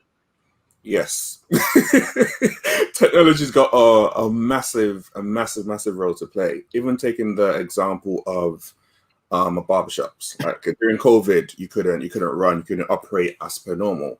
However, there were things you could have done from a digital marketing perspective, which got you customers in place. So when you finally opened your shops, you had your roster full, and there were a lot of industries, a lot of barbershops that actually did that and started to pivot with the digital marketing. There's a lot of coaching mentoring that was available through companies like OneTech, for example, which can get your business refined in a strategic way. So there's a lot of information out there that you can use, which you need to tap into technology to be able to do. So it's all about not staying stuck. I think one problem I really found during the COVID period is, yes, we have a lot of micro businesses, but a lot of times we try to figure out things for ourselves. And when you're already in that mental state of things are going wrong around you, you can't think for yourself properly. You need to step outside of that and tap into that wider network, and people can help you look at things from a strategy point of view, who can actually be like, actually, you know what? There's a technology out there that you can use, which you might not be aware of, but that's not your field of expertise. So technology's got a massive role to play, but you need to get outside of your own people, your own remit, shall I say, and start tapping into people who know a lot better than that. Thank you. What are your thoughts, Spencer? Social media. I know you're a big man. A lot of your activities online and through social media. What are your thoughts about small businesses getting into that? Well, they're gonna have to, because it's the way of the world now. So if we were to neglect that, then you know what I mean, what was it? Howard Wilson, the former prime minister of the country, in the same year that Sugar Ray Leonard became gold medalist in the 1976 Olympics. You're showing off now. No, I'm not. I'm staying on point. I'm staying on point. Since we're talking about barbershops, Viv, They're good. You don't need no barbers. You're good. No, I'm politically challenged. I don't know why your co-host is laughing. Your head's shining right now as well, bro. Yeah, that's beautiful, man. Look. Yeah, I mean, no, Go ahead, then. pretty, man. My hair's pretty. No, Yes, but I'm jealous. that he who rejects change is the architect of decay. The only human institution that rejects progress is the cemetery. So therefore, we got to grow with this thing, right? Beautiful. So that's what we got to do. So when I'm seeing it, of course, because it's important. It's imperative that we grow with the things that are around us. And a lot of us, when I'm saying a lot of us don't grow with the things that are around us because we don't know how to grow with the things that are around us. So as long as we have a mindset that we're going to grow with the things that are around us, then we can implement the change, especially when we're doing it in a support system for people who actually look like us, who are culturalized like us. So we should grow too. Simple. Beautiful. I mean, that's what you're seeing. I mean, you're talking about this all the time. Yeah. Small businesses in local areas like Haringey, Tottenham.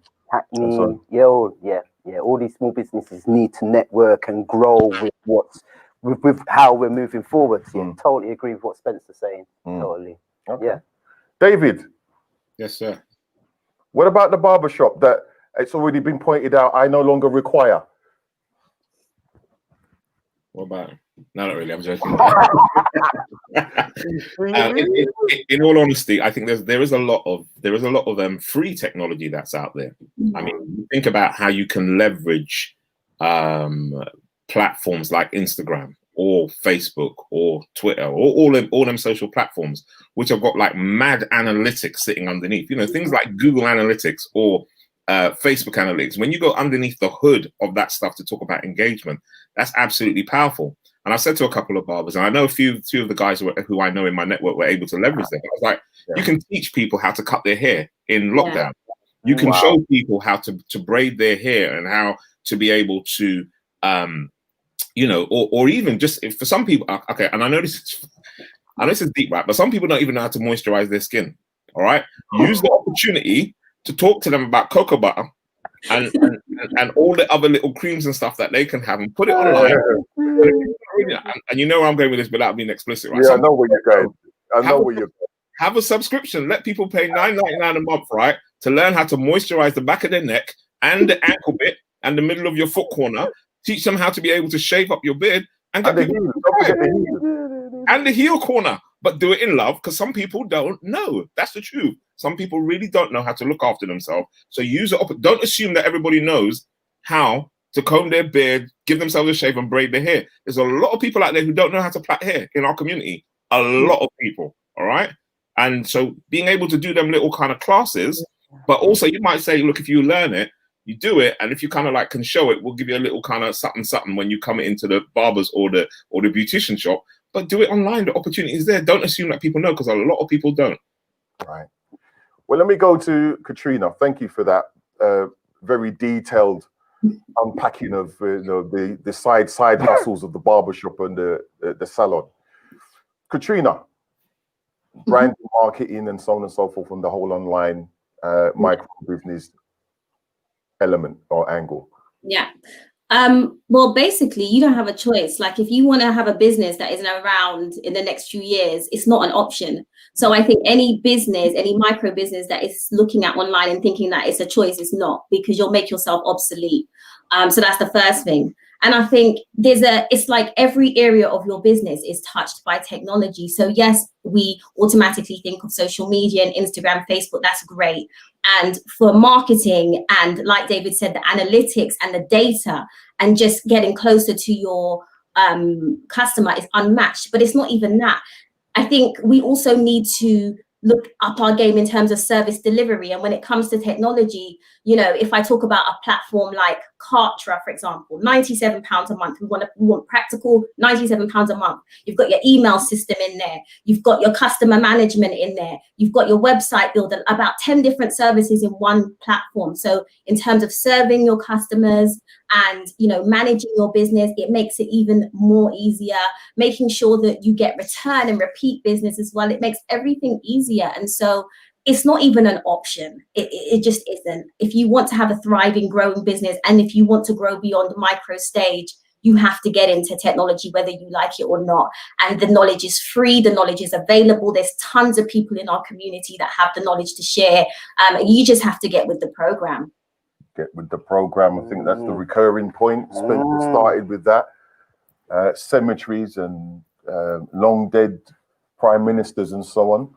So sticking with these micro businesses, our small businesses, again, a lot of them don't want to use professionals. They don't see the relevance or the importance of so-called experts in their businesses. They know better, or they can draw what they need down online. What are your thoughts about that? Again, let me go to Spencer. Like it was crackling a little bit. Yeah, sorry. So we're talking about small businesses not wanting to spend money on professionals,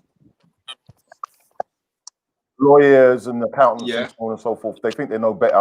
They think they can run the stuff on their own, especially with technology. They think they can draw the information down from the internet. What are your thoughts on that? Well, the thing is, specialists are specialists for a reason, right? So use them. If we didn't have specialist subjects that people become learned on, then boy, I'll be in trouble right now. That if I've been able to live in the house that I'm living in right now, or have the luxury. So I think that when you a lot of the times, if you cut corners, you're actually cutting yourself. You're cutting your things. You're cutting your scope for growth. You're cutting those kind of things. So I would say to see. So I'm saying, especially in our community. In our community, like more time we do cut corners, but I'm saying that there are learning professionals who actually look like us, and a lot of the time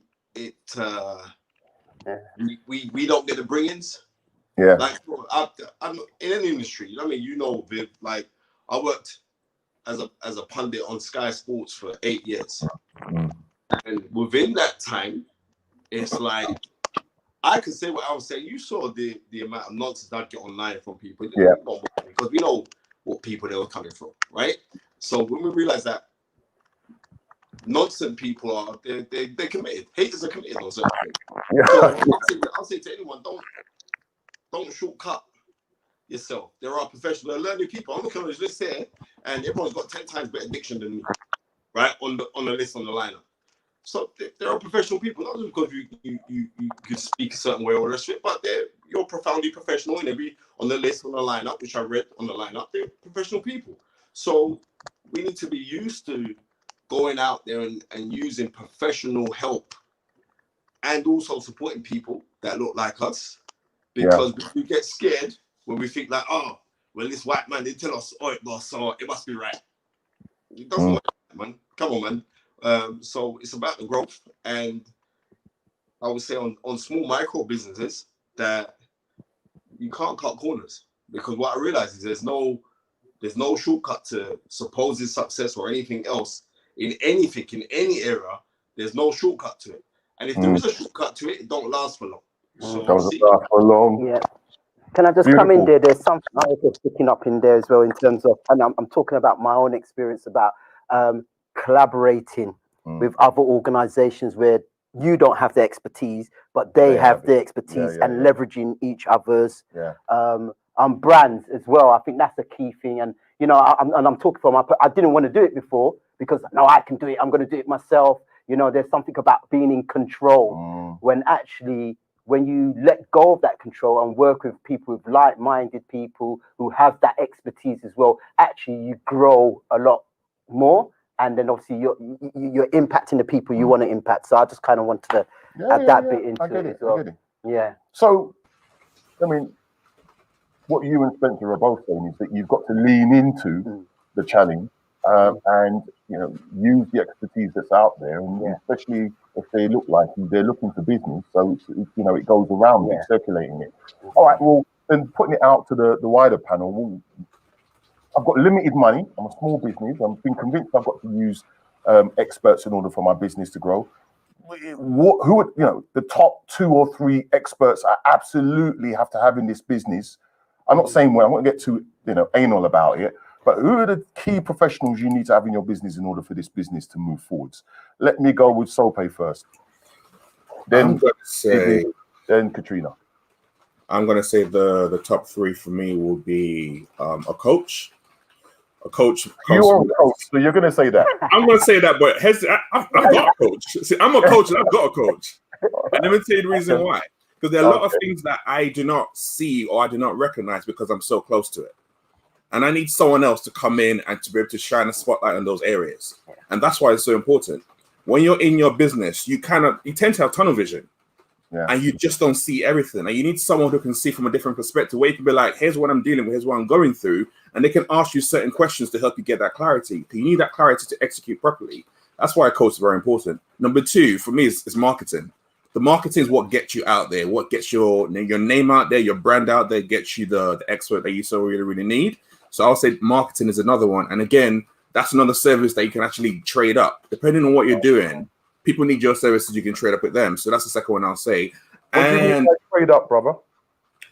When it comes to, a lot of times, we talked about not having a lot of money. A lot of times you can actually trade your services with someone else. So depending on what your business is, you can be like, actually, let's say I'm a barber, for example. I cut hair. I will cut your hair for X amount of time. And you are a digital marketer, like, come into my business and you help me out. And you swap your services. That's one way of working together. You both get value from that transaction. Powerful. So it's always about just the money. It's about swapping different things as well. And then the last one on that list, if you can, get I'm gonna call it a counselor, to be honest. If you can, get a counselor. Because one thing that David and Katrina talked about, when it talks about the mental side of things, it is, entrepreneurship looks sexy, but it is draining. Like, it takes a lot out of you physically, mentally, emotionally sometimes. And having someone who's a counselor, who's trained, who can help you sort through all of that while you're going through your business is brilliant. Those are the top 3 for me anyway. Wow. You know, I have to say, they weren't in my top 3. That's really, really interesting. I need to hear what David's got there. So I'm getting a lot of learning out of this show, I have to say. And I'm even more excited about January the 23rd. Definitely. Really Email addresses on the bottom, people. Get your details in there. You'll find out more about who we'll have on the roster. It's a half a day, a full day. It's in January. Everybody's going to be crying, including the 6, 7, and 8-figure earners. Yeah. All right. So let's go to David. I'm not going to say what category he's in. I'm just going to leave it to the imagination. Okay, look. I'm gonna ask, can Katrina go first? Because what happened last time, right? Is Katrina came at the end and she dropped some hot sauce. Yeah, so mine looked like unseasoned bread, right? It looked like unseasoned bread, right? And I want okay, I'm joking. My top 3: accountant, lawyer, and then between a coach or a marketeer. But accountant, I'm telling you now, right? Them know how to deal with HMRC. They know how to deal with your annual returns. They know how to do when you're kind of like working around your pension and just cash flow, all them stuff. A lot of businesses, they get money in and they don't understand that there are also expenses that come out.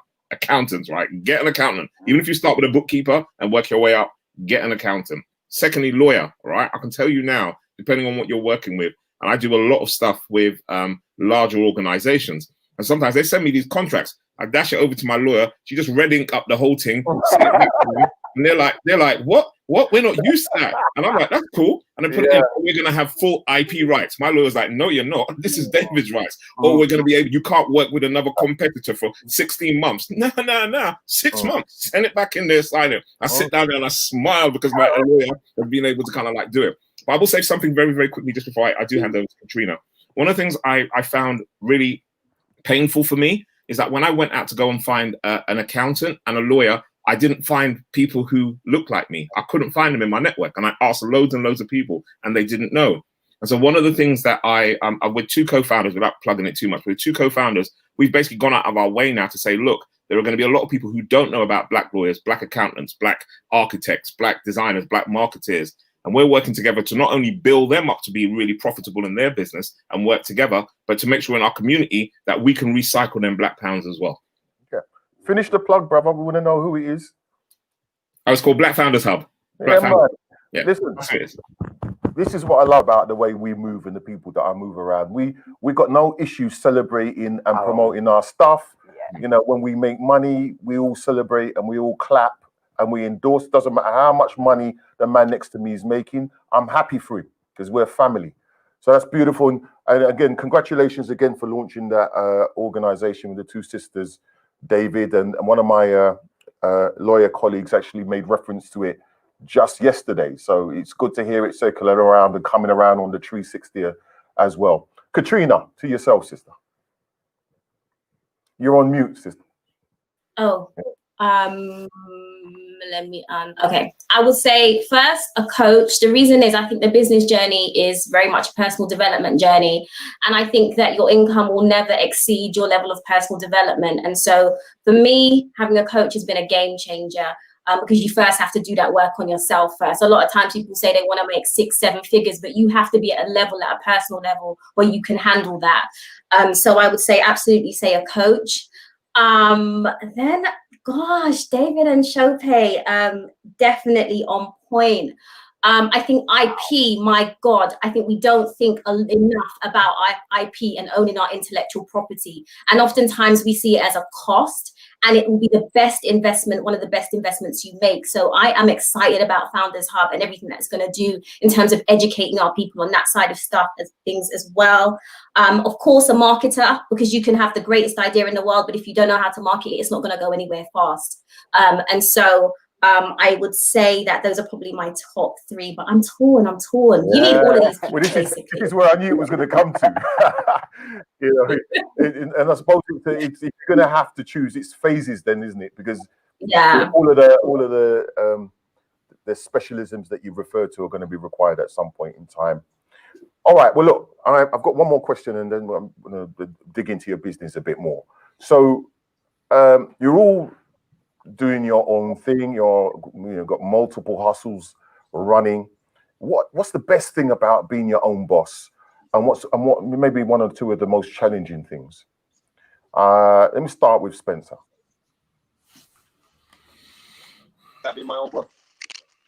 Yes, sir. The best thing about being my own boss is that no one can't tell me nothing. I'm just being 100. The best thing about being nobody can't tell me nothing. And I can have my own support system, which is so important to me. And my support system is my household, my family, and then my close friends. And then I'll get a phone call out of the blue, and then Viv will tell me to up my game on certain things, and then I gotta go do it because it's good to have that of a support system. But I would say the best thing for me is like I find it difficult working for everybody else. I'm not saying it's a good thing for anyone. If you're working for someone, it's cool, it's your business. But for me to work for somebody, I'm not good at taking instructions. I'm being real. Especially when I know how hard I have studied to apply myself in my field. And I could say, like, because of that, it's befitting for me not to have a boss. And like, because if it is, I don't like nobody telling me, like, capping my earning capabilities or capping my ideas or trying to steal my ideas or running off with my ideas that they're their own. So for me, that is one of the most enjoyable things for me to say, like, me working for myself. But there are times when it's difficult. But more than that, it's like, as long as I can be a provider for my children, my beautiful family, that's the nice thing about being your own boss. Yeah. Because nobody can't cap your dreams. And you know, it's like you get a lot of, you know, it goes. You work in an environment, and especially like if you're professional in that environment, most of the establishment aren't people that actually look like us. And if you have an idea of self-worth or self-preservation or self-awareness or pride within that, those same people have a problem with it. Yeah. And sometimes, and you could be the nicest person, whatever, but people are gonna know where you stand, because when, I don't know, when 5 o'clock finishes and they want to go into the pub, you don't want to go into the pub with them. When we had shoots and we're in Vegas and all the rest of it, certain guys want to get up to all kind of obscenities. You don't want to do those kind of things. So they're kind of looking like, who does he think he is? He thinks he's better than us. So therefore, once you have that level where you say, well, I actually work for myself, I do my own thing. You know what I mean? I get out of bed when I want to get out of bed. That's really early because my little ones will get me up really early. But regardless of that, but I'm getting out of bed when I want it. Do you get what I'm trying to say to you? I can structure my day how I want to structure my day. Do you know what I mean? So in a way that works for you. Yeah, that's what works for me. I'm not going to say it's going to work for everybody else, but the key thing is that I'm a provider. You know what I mean? That my missus doesn't have to work. That I'm the person that goes and gets that, and there's multiple opportunities in which, yeah. So that's, for me, that's the key. That I do my own thing. That's it. Thank you. Yeah. So, I think I'm exactly the same. I think it's having the ability to work with who I want to work with and change things that I want to change. Because when you're in organizations and you see something going wrong and you pipe up and you say something, either nothing happens or you're jumping through so many different hoops, you just can't be bothered anymore. So being able to set your own time, who you want to work with, your kind of clients, and change stuff. But at the same time, it also drives you, because if you don't get up and get out there, nothing's going to happen. So it's on you. There's no excuses. There's no boss. You are the boss. It's your company. If you want to get something, if you want to make it happen, if you want to take it to that next level, you need to keep on improving. You need to keep on growing. But one thing I'll say about it as well is also helped me to actually be an example to my kids as well. So when I have those kind of conversations with my children, when they're starting to get into that age to do stuff, we can have those kind of conversations because they can see that happening. They can see what I'm into, what I'm trying to do, and we can have those conversations back and forth. So that's been one of the good things about it. Okay. Powerful. Love it. Katrina. Yeah, I'm going to briefly give you 2 things on either side. So the first is what has already been said. So the freedom and the autonomy, priceless, wouldn't trade it. And also for me, the sense of accomplishment. I can't tell you how many times I've faced something in business, like, I don't know how to do this. And then somehow you do it and somehow you overcome it. And that happens often. And the sense of accomplishment that you get from that is priceless. And then on the other side, the negative things are, I had to reach a place where I had reached the top of my career, was head of marketing en route to a directorship, and had mastered my craft for a decade. And I jumped out and I realized, hold on a minute, what got me to the top of the ladder in corporate is not going to get me to the same level of success. So there's a humbling that takes place. You have to become a novice in the new. And that was very, very hard. So there's that. And also I'm a bit of a control freak, and I have, my standards are up here. And so finding people that I entrust with my vision and, and delegating and finding people is really hard. But the fact is, I had to realize that I'm not going to get to where I want to get to by myself. So I have no choice but to kind of delegate and find people. So that's what I would say. Thank you. Last 2 points, it just sounds as though you were talking about me. So it's powerful. I'm going to ask David something different as we move to the end of this discussion. David, just for the people that are listening, can you give them a book or a film or a YouTube lecture or something that they can take away and really, you know, draw some food from? Okay, but I'm still going to answer the question before, because I'm just basically. So I'm going to say, can I just say really quickly, the biggest thing for me, especially in the last probably 10 years of being in business, is legacy within our community. Because very often people have gone, oh, look at the Indians, look at the Chinese, look at the the Jewish and all the rest of it. And what I've loved about being a Black entrepreneur is being able for other people for me to be able to go, oh, look at all the people in our community who are doing this. And being very open about it. Like a lot of people say to me, oh, Dave, you know, I don't know how to go out there and earn money from speaking. And I will tell you, if you're going to go out there and earn money from speaking, as a minimum, charge £1,500. People fall down on the floor. They're like, £1,500? I go, yeah, I will coach you. I will teach you, but £1,500 minimum. And I love the legacy that comes around from that. So that's my exciting bit about business. I'll shut up now. So my book that I give to all my mentees, straight up, anybody who I mentor, the first book I say that they have to read is The Magic of Thinking Big. All right. And I'll tell you why, very quickly. One of the things, and one of the biggest fallacies, I think, that as a result of colonialism and meritocracy that has hit our community, is the expectation that people of color need to work twice as hard to get half as much as white people. Can we bun that right now? Can we just get rid of that and throw it in the bin, bun it, cremate it, throw it up in the air, or whatever we need to do it, all right? Because there's so many Black people out there are smarter than other people, and you don't need to work twice as hard as a white man to get success. The moment you start thinking about that, you already put yourself down because you're comparing yourself to white people. We are from a lineage, we have ancestry of people who have worked hard for us to get here, but we're on the next level where we're going, we can work smart because we have access to so many things where we can make better decisions and we can think bigger. And, you know, if there's one thing I'm going to big you up with, you know, the one thing I will say when you talk about Black people is that think global. Don't just think in the UK, think global. You know how many of us have the same skin across the world? I'm like, nah, take all them nonsense about you have to work twice as hard, dash it in the bin, fling it, bun it down, and start thinking about how can I make us and our community to the next level. So The Magic of Thinking Big, closely followed by Think and Grow Rich. Them two books there. Tech tool? Come on, them two books there. Well, yeah, I'm going to give you that one because Think and Grow Rich, yes, it's one of my key ones that I will always push to somebody. Audio is really useful. A lot of the youngsters that I would push that to end up eating it on the audio rather than reading it. So really quickly now, then Katrina, Sope, and then Spencer. Yeah, I second those two books that David has said, but also a book called Essentialism, The Disciplined Pursuit of Less by Greg McKeown. Love, love, love it. And, you know, people think that in order to achieve less, you have to pursue more. And actually, it's quite the opposite.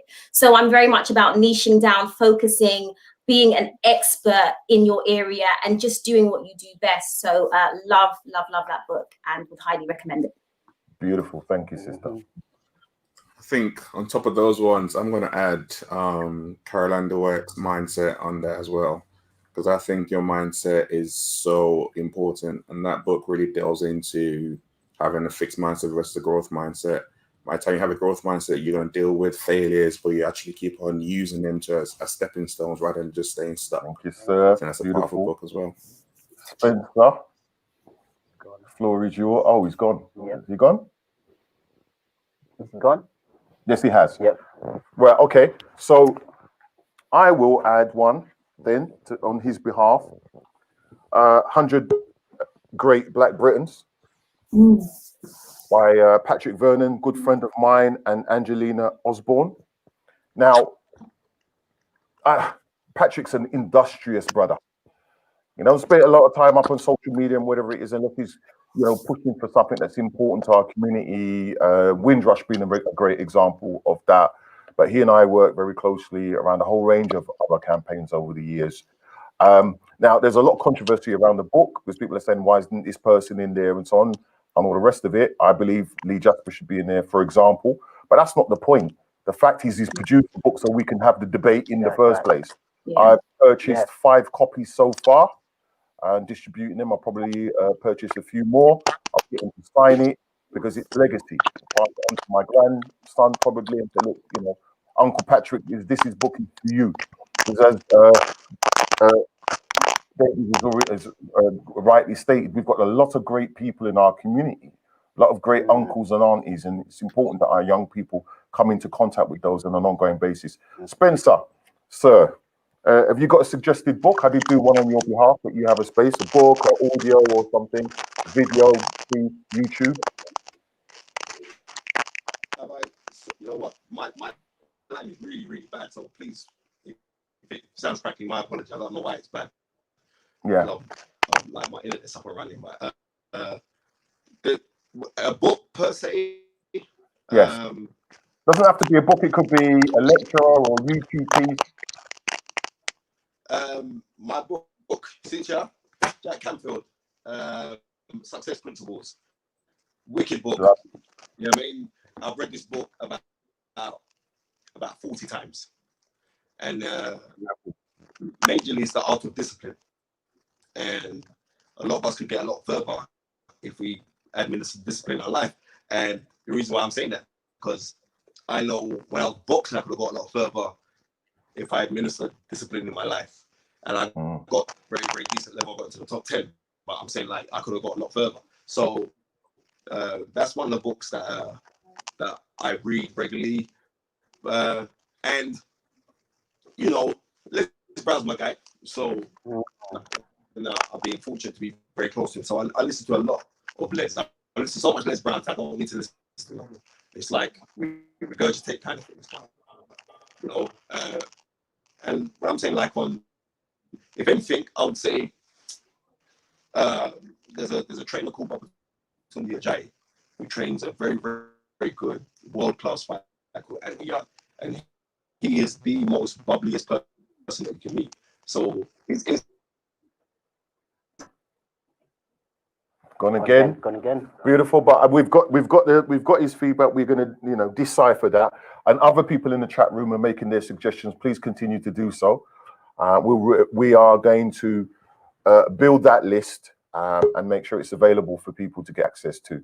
So look, what I can say is you've been an amazing panel. There have been some troublemakers amongst you. That's fine, you know. The eradication squad is already underway to them, and they will be chastised accordingly.